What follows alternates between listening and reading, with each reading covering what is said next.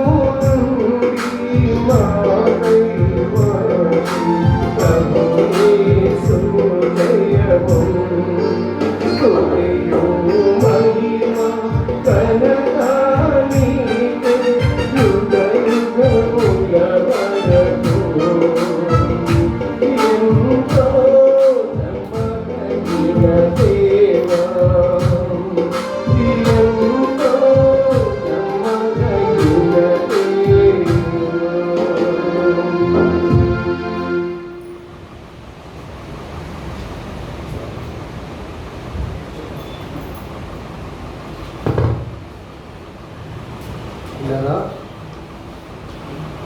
లాక్డౌన్లో కూడా ఈ ఉదయకాలం దేవుని సన్నిధిలో ప్రభువుని ఆరాధించుకొని దేవునితో గడపడానికి దేవుడు మనకిచ్చిన ఈ చక్కని అవకాశాన్ని బట్టి మీలో ఎంతమంది దేవుడు స్తుతిస్తున్నారు? అనేక మందికి వాక్యం లేదు, సహవాసం లేదు, చాలామంది ఎక్కిపోతున్నారు. కానీ దేవుడు మనల్ని ప్రేమించి ఆయన సన్నిధిలోనికి మనల్ని తీసుకొచ్చారు. గడిచినటువంటి సంవత్సరాలన్నీ కూడా ఈ మేడగదిపై మనము సేవను ప్రారంభించి దాదాపు 26 సంవత్సరాలు ఈ మేడగదిపై ఎంతోమంది రాబోతులు, లంచగొండలు ఎంతోమంది మార్పు చెందారు. అనేక మంది యవనస్తులు రక్షించబడ్డారు. ఈ చిన్న సేవ నుండి దేవుడు అనేక మందిని అనేక ప్రాంతాలకు తీసుకుని వెళ్ళారు. కాబట్టి ఆయన మనతో ఉండి ఆయన చేస్తున్న ఈ గొప్ప కార్యాలు బట్టి మనం దేవుణ్ణి స్తుతించడానికి వచ్చాం. కింద కూర్చోలేని వారు లోపల కుర్చీలు ఉన్నాయి. ఆయన లోపలికి వచ్చాడు. అప్పయ్య గారు, జకర్య ఆ లోపల ఆ కుర్చీలో కూర్చో, అక్కడే అది ఆ కుర్చీలో కూర్చో. రైట్, త్వరగా సర్దుకోండి. గడిచిన సేవా సంవత్సరంలో దేవుడు తన సేవలో మన పట్ల ఎంతో మంచిగా ఉన్నాడు. మనం ఏదో ఇక్కడే కూర్చొని ఆదివారం ఆరాధన జరిపేసి వెళ్ళిపోయేవారిగా మనం లేము. వారమంతా సేవ జరుగుతుంది, ప్రతిరోజు సేవ జరుగుతుంది. కాబట్టి దేవుడి కృప, ఆయన యొక్క వాత్సల్యతను బట్టి మనం దేవుని స్తుతించుకోవడానికి మనం ఇక్కడ చేరి ఉన్నాం. కాబట్టి మీరు ఈ సేవలో మీ జీవితాల్లో జరిగినటువంటి దేవుని చేసిన కార్యాలను మీరు ఎవరైనా సంఘంతో పంచుకోవాలనుకుంటే 2-3 నిమిషాలు, ఎందుకంటే మనం త్వరగా ప్రోగ్రాన్ని ప్రత్యేకంగా పిల్లల పాటలు ఉన్నాయి, రిపోర్ట్స్ ఉన్నాయి, అలాంటి వారు సిద్ధపడి దేవుని మహిమార్థమై ఎవరు కూడా సిగ్గుపడకూడదు. ఈ సేవలో, ఈ సంఘం ద్వారా నా జీవితంలో, నా కుటుంబంలో ఈ సంవత్సరం దేవుడు ఇదిగో ఈ కార్యం చేశాడు, స్పష్టముగా అందరికి అర్థమయ్యేటట్టు క్లుప్తముగా చెప్పవచ్చు. ఎవరైనా సిద్ధపడండి. మనం ఇక్కడికి ఎందుకు చేరుకున్నాం తెలుసా? ఈ సంవత్సరం అంతా దేవుడు మన జీవితాల్లో, మన కుటుంబాల్లో, మన సంఘములో చేసిన ఆయన కార్యములను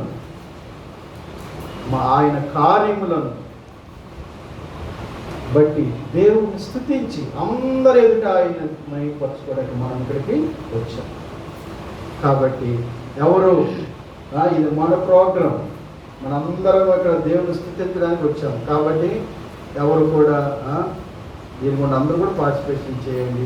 దేవుని నామ మహిమపరచట్లో మనం చూద్దాం. ఇప్పుడు మన వార్షిక నివేదికలు చదివిన తర్వాత మరొక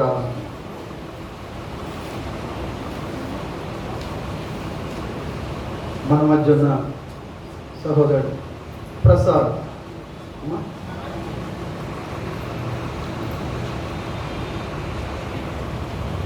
కరజాడు నుంచి వచ్చిన మన తమ్ముడు ప్రసాద్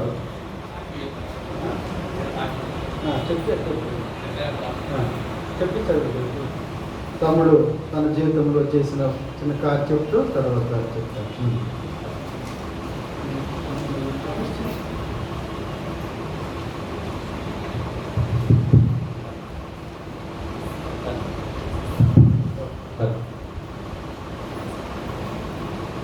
ప్రభు నామంలో మీ అందరికీ వందనాలు. దేవుడు నా జీవితంలో చేసినటువంటి ఒక చిన్న సాక్ష్యాన్ని మీతో పంచుకోవాలని ఆశపడుతున్నాను. గత సంవత్సరం 2019లో నాకు వివాహం జరిగింది. దేవుని సేవకులే వచ్చి వివాహం చేశారు. చిన్న సాక్ష్యం ఇది, కానీ దేవుడు నా జీవితంలో గొప్ప మేలు చేశాడని నేను ఎంతో ఆనందిస్తున్నాను. వివాహం జరిగినటువంటి ఒక సంవత్సరానికి దేవుడు నన్ను బాగా దీవించి ఒక కుమారుడిని అనుగ్రహించాడు. ఆ కుమారుడు పుట్టుక అనేది మీతో నేను పంచుకోవాలని ఆశపడుతున్నాను.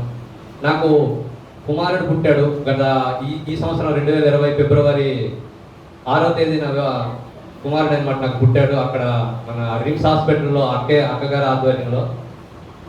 అయితే ఆ దినం ఏం జరిగిందంటే, ఆ నైట్ దేవుడు నాకు అనుగ్రహించాడని ఎంతో సంతోషించాను. అది మరుసటి దినం 7వ తేదీన అనమాట ఒక్కసారిగా బెడ్ అనమాట ఫిట్స్ వచ్చిందనమాట. ఫిట్స్ వచ్చి ఐసీయూలో వేసేసారు. ఇక నా కుమారుడు బతకడు అనేసి చెప్పేశారనమాట అందరూ.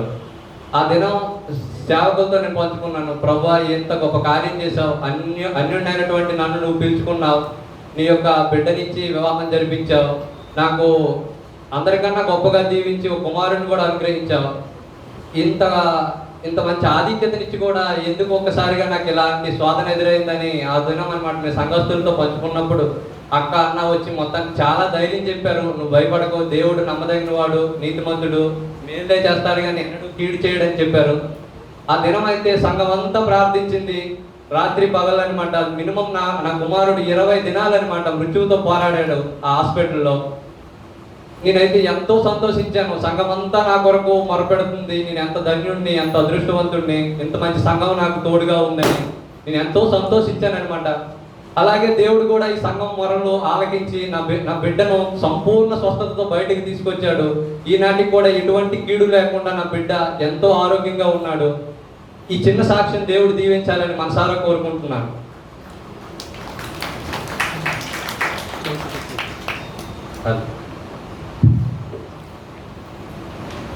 మన సంఘం యొక్క 2వ వార్షిక ఉత్సవం నివేదిక అనమాట చదువుతున్నాను. Christ evangelical fellowship Srikakulam. గురి యొద్దకే పరుగు. ఒకటి చేయుచున్నాను, వెనుక ఉన్నవి మరిచి ముందున్న వాటి కొరకు వేగిరపడుచు క్రీస్తు యేసునందున్న దేవుని ఉన్నతమైన పిలుపుకు కలుగు బహుమానం పొందవలనని గురి యొద్దకే పరుగెత్తుచున్నాను. ఫిలిప్పీలకు రాసిన పత్రిక 3:13-14 వచనం. అపోస్తలుడైన పౌలు దేవుని స్వరం విని రక్షింపబడిన తరువాత తన యొక్క ఉద్దేశములు, లక్ష్యము పూర్తిగా మారిపోయినది.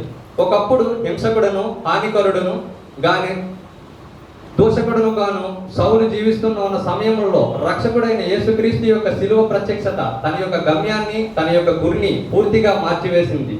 దేవుని యొక్క ఉన్నతమైన సేవా పిలుపు పొందుకున్న పౌలు దేవుణ్ణి సంతోషపరచుటకు మరియు దేవుని రాజ్యమును కట్టుటకు తన జీవిత ధ్యేయముగా మారిపోయాయి. గురిలేని జీవితం జీవిస్తున్న పౌలు క్రీస్తు యొక్క దర్శనంతో ఒక గురి కలిగిన వాడిగా మరియు దేవుని కొరకు బలమైన సాధనముగా మార్పు చెందాడు. భక్తుడైన దావీదు కూడా తన గురి నీవే ప్రభువా అంటున్నాడు. సదాకాలం యెహోవా యందు నా గురి నిలుపుచున్నాను. కీర్తనలు 16:8.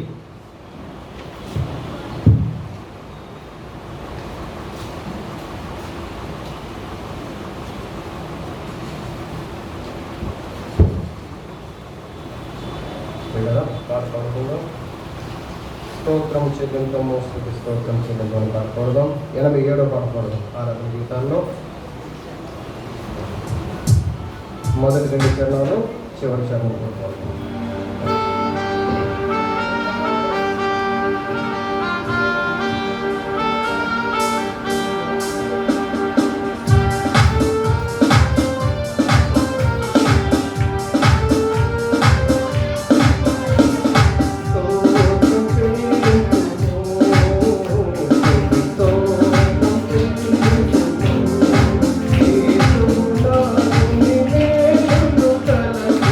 Hey,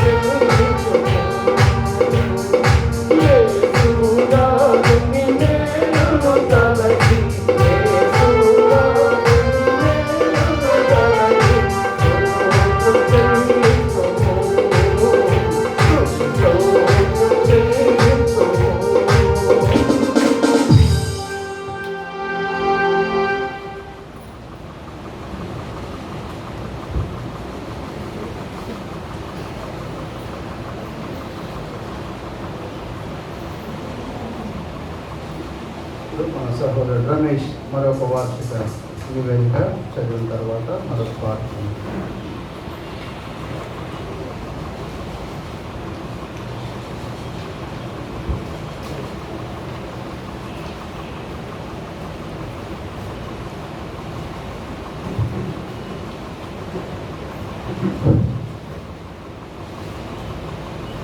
ఈ దినాల్లో అనేక మంది దేవుని మీద, దేవుని రాజ్యం మీద ఉండవలసిన గురి లోకం మీదకు, లోక సంబంధమైన వాటి మీద మరల్చుతున్నారు.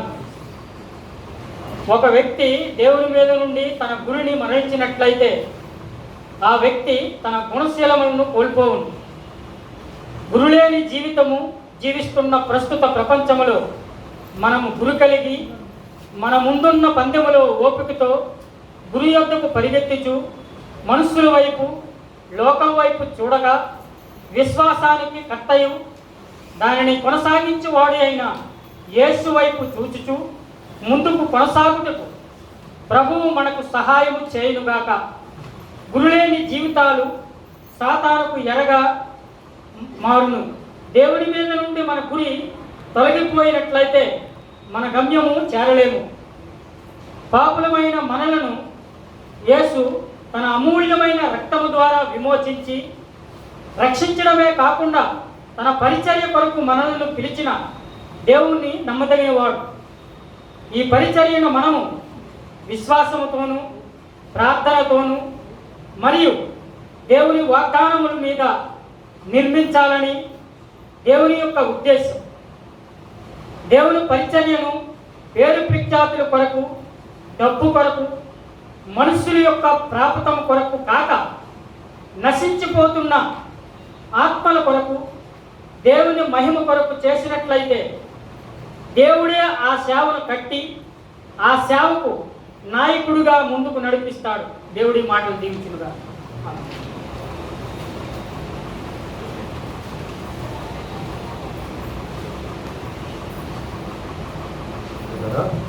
వందనమ్మనోత్తమో ప్రేమను పాడుకుందాం. 139 పాడుకుందాం.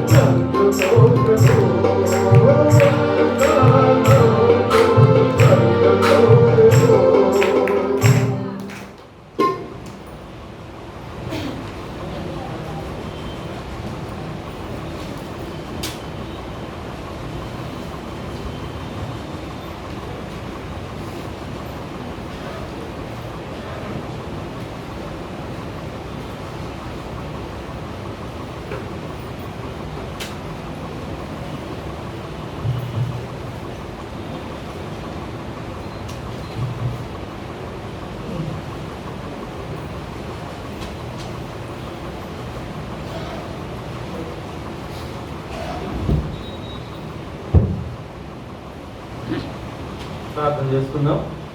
ప్రభు పాదాల దగ్గర మాట్లాడదాం. ప్రభు మనకిచ్చిన ఈ యొక్క ఆ మహాదేవుడు మనకి ఇచ్చిన ఈ అవకాశాన్ని బట్టి ప్రభు సన్నిధిలో ఎంతమందికి ఇది భాగ్యం లేదు. మీరు నేను ఈరోజు ఆయన సన్నిధిలో గడుపుతున్నామంటే కేవలం కృప, కనికరము. మనం ఏమైనా గొప్ప వారమో లేకపోతే మన మీద ఎన్నికైన వారమో అనుకుని ఉంటే అది మీ భ్రమ. దేవుడు కృప. దేవుని సేవకులు ఎంతో ప్రయాసపడుతున్నారు. వారి యొక్క కన్నీరు అనేక ఆత్మల కొరకైన ప్రయాస. కాబట్టి మనం ఎక్కువగా మొరపెడదాం. మనం దేవుని సన్నిధిలో మొరపెట్టినప్పుడు మనము ఏవి పొందుతామో అవన్నీ కూడా దేవుని సన్నిధిలో పొందుతున్నాం మన నమ్మకం మనము ఉన్నప్పుడు దేవుడు మన పట్ల ఎంతో గొప్ప చూపుతాడు. కాబట్టి మనం దేవుని సన్నిధిలో ప్రార్థన చేసుకుందాం. పరిశుద్ధుడా, జీవం కలిగిన తండ్రి, జీవాధిపతి, నీ బిడ్డలను ప్రభా వార్షిక నాయన ఇదిగో ఆరాధనలో గొప్ప జయమేవాడి ప్రభా.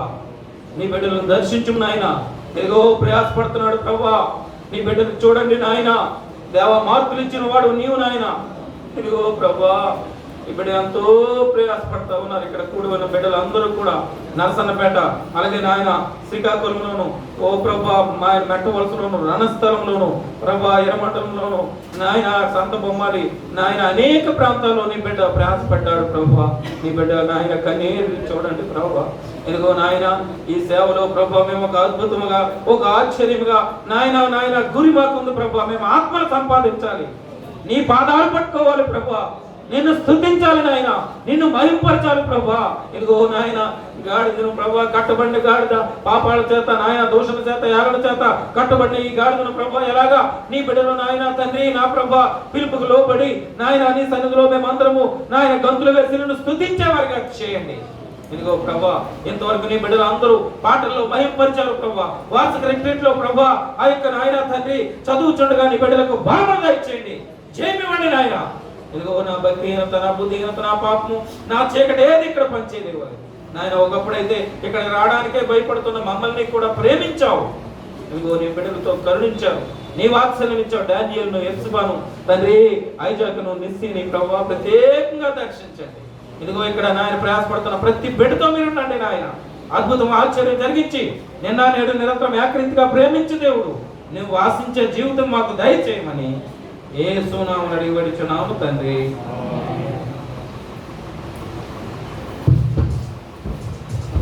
మన సహోదరుడు చంద్రరావు ఇప్పుడు మరొక వార్షిక పూర్తి. ఆ తర్వాత మన ప్రత్యేకమైన పాట మన యంగ్ గర్ల్స్, మన సిస్టర్స్ పాడతారు. CF young girls special song.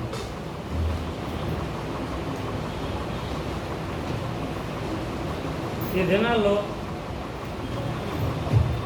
దినాల్లో మన భక్తుల్లోనూ మన సంఘాల్లోనూ ప్రేమ, ఉద్యోగము క్రమేపీ చల్లారిపోతున్నాయి. ప్రేమ మరియు ఉద్యోగం లేని ఏ పరిచర్య ఆయన మనుషులకు దేవునికి మహిమకరముగా ఉండదు. సౌకర్యమును ప్రేమించి శిలువ మరణమును మర్చిపోయే వారముగా అయిపోతున్నాం. గడిచిన సంవత్సరములు అన్నిటా అల్పులమైన మన పట్ల దేవుడు ఎంతో కృప చూపినారు. మన పట్ల ఎంతో మంచిగా గడిచిన సేవా సంవత్సరములు అంతటిలో ప్రభు ఎంతగానో సహాయం చేసి ముందుకు నడిపించారు. మనము దేవుని యొక్క నమ్మకత్వాన్ని బట్టి, విశ్వాసతను బట్టి ఎల్లప్పుడూ దేవుని పట్ల కృతజ్ఞులమై ఉండాలి. ఈ సంవత్సరంలో ఎన్నో తుఫానులు, ఎన్నో తెగుళ్ళు, ఎన్నో క్లిష్టమైన పరిస్థితులు సంభవించినప్పటికీ ప్రేమ కలిగిన ప్రభు మనల్ని విడిచిపెట్టలేదు. నా కృప నిన్ను విడిచిపోదు, ఏషియా 54:10 ఉంది అన్న ప్రభువు యొక్క మాట మనకు ఎంత ఆదరణం. ప్రేమగల ప్రభువు తన దయగల హస్తముతో మనల్ని పట్టుకొని గడిచిన సంవత్సరం అంతా కృప చూపిన దేవునికి యుగ యుగములు మహిమ కలుగునుగాక.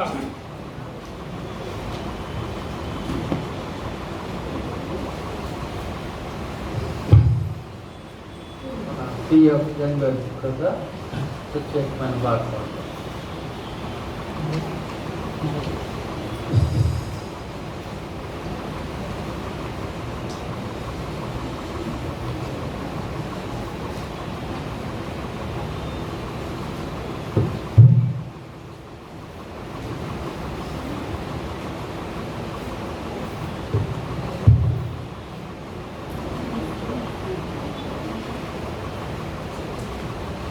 ఊహించ వర్ణించలేనివి ఆహ్లాదమైనవి ఎన్నెన్నో మేలులు పొందండి ఈ వేళ యేసయ్య త్రోవలో నీవులు యేసయ్య వరములు ఇవన్నీ కావాలా యేసే మార్గము యేసే సత్యము యేసే జీవము మనకంతా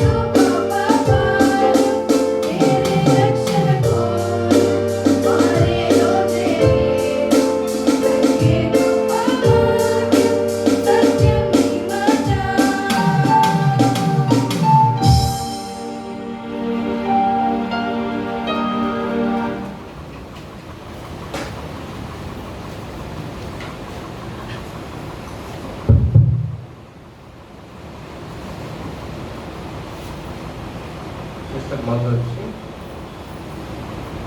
ఒక ప్రత్యేకమైన పాట పాడు.